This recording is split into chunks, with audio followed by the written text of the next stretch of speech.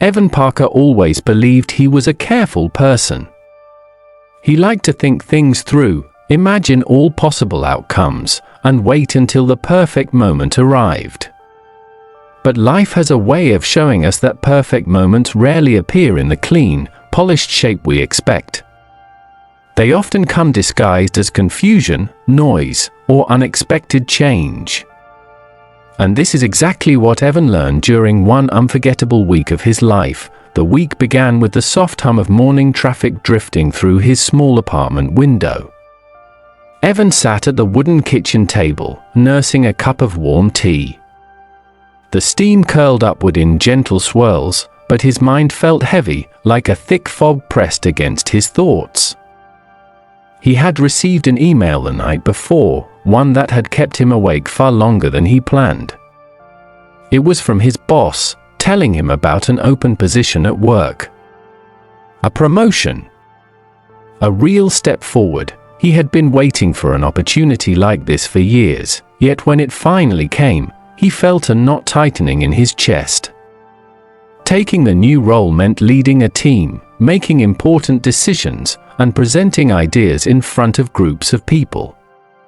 He knew he was capable, but his fear whispered louder than his confidence. As he sat at the kitchen table, he replayed the email in his mind, thinking about all the things that could go wrong. Maybe he would fail. Maybe he would disappoint everyone. Maybe the pressure would be too much for him. His fingers tapped nervously against the side of his mug. The day had barely begun, and already his thoughts felt like a storm. Later that morning, Evan stepped outside into the crisp air. The sky was bright and clear, but he barely noticed. His mind was too busy. He walked to the bus stop, lost in thought, when he heard a familiar voice call his name. It was Mrs. Conrad, the elderly woman who lived in the apartment across the hall.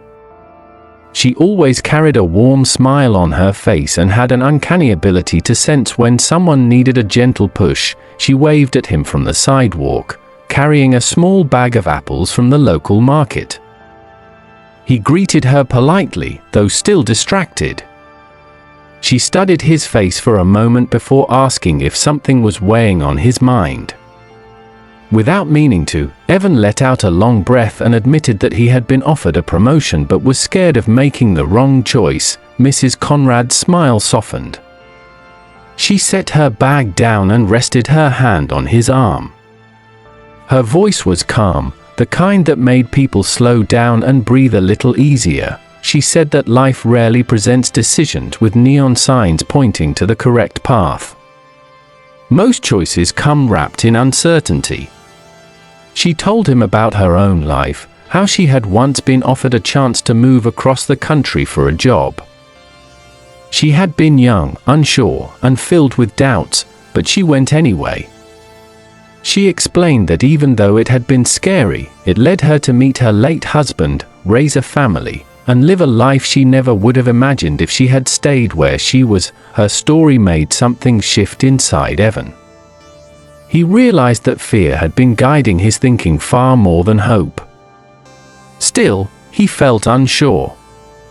The idea of stepping into a leadership role, of being responsible for other people, felt enormous. The bus arrived, and Evan waved goodbye to Mrs. Conrad.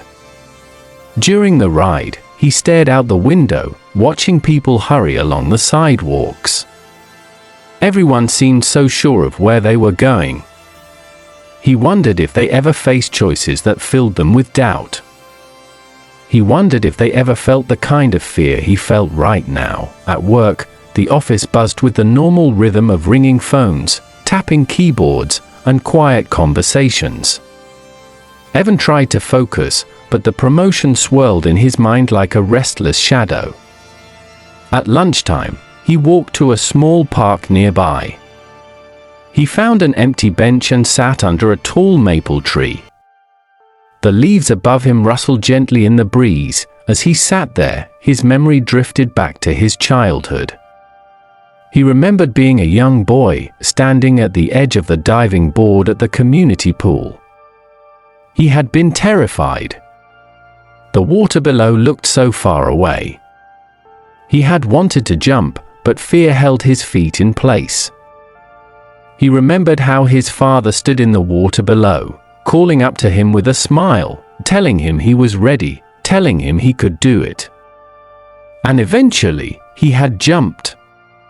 When he hit the water, he felt a rush of freedom he would never forget. The memory made him smile. At some point in his adult life, he realized he had forgotten how to jump.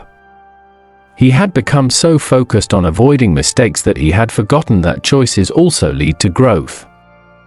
He had forgotten that decisions are often less about being right or wrong, and more about being brave enough to follow a path and learn along the way. Suddenly, a small boy chasing a bright red ball ran past his bench. The ball bounced toward Evan, stopping near his feet. He picked it up and handed it back to the child. The boy grinned and shouted a cheerful thank you before running off. That simple moment, full of movement and life, broke the heaviness inside Evan's mind. The world continued moving forward, and he could move with it. As he walked back to the office, he felt a clarity growing inside him. He still felt uncertain, but the fear didn't seem as powerful as before. When he returned to his desk, he saw his boss standing by the window, reviewing some documents. Evan approached him slowly, his heart pounding, but his voice felt steady. He asked for a moment to talk. His boss turned to him with an encouraging expression. Evan took a breath. He explained that he had spent the day thinking deeply about the promotion. He shared his doubts, his fears, and his desire to grow.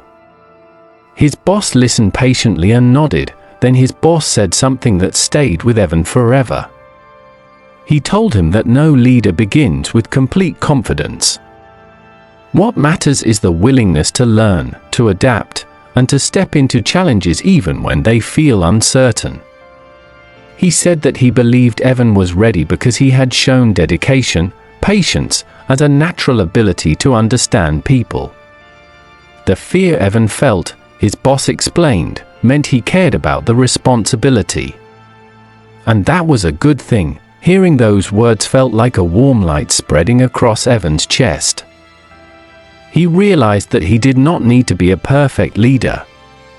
He only needed to be a present one, someone who showed up, learned, and tried. By the end of the conversation, Evan found himself smiling. He accepted the promotion. The fear didn't disappear completely, but it shifted into something new, something that felt almost like excitement. The rest of the week became a blur of new tasks, introductions to teammates, and meetings where he shared ideas he had once kept quiet. Each day brought new challenges, but also new moments of pride. He discovered that he enjoyed supporting others, guiding conversations, and helping projects move forward. He found himself standing taller, speaking more clearly, and trusting his instincts more. One evening, as he walked home after a long day, he noticed the lights of the city glowing like tiny stars scattered across the streets. He stopped on the bridge near his apartment, watching the reflections ripple across the river below. He felt something he had not felt in a long time. He felt proud of himself. Later that night, he knocked on Mrs. Conrad's door to tell her the news. She opened the door with her warm smile, and when he shared that he had accepted the promotion, she clapped her hands in delight. She invited him inside for a slice of homemade apple pie, and they talked for hours about life, choices, and the unexpected paths we take. Before he left, she told him something he would remember for years. She said that the right decisions are not the ones that feel perfect. They are the ones that move us forward, teach us something, and help us grow into the people we want to become.